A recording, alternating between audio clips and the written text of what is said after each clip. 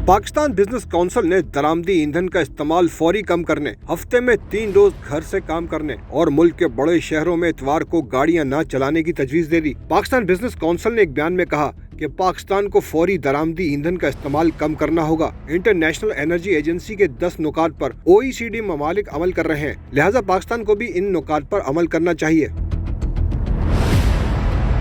Pakistan business council ने तजवीज दी है कि जहां मुमकिन हो वहां हफ्ते में 3 रोज घर से काम करना चाहिए। हाईवेज पर स्पीड की हद 10 किलोमीटर घंटा कम करनी चाहिए। मुल्क के बड़े शहरों में इतवार को गाड़ियां ना चलाएं और पब्लिक ट्रांसपोर्ट सस्ता करें। छोटे फासले पैदल या साइकिल पर तय करें। कार शेयरिंग से ईंधन का इस्तेमाल कम करें। पाकिस्तान बिजनेस काउंसिल ने तजवीज दी है कि बड़े शहरों में मुतबादल गाड़ियां इस्तेमाल करें। मालबरदार गाड़ियों का मौसर इस्तेमाल करें।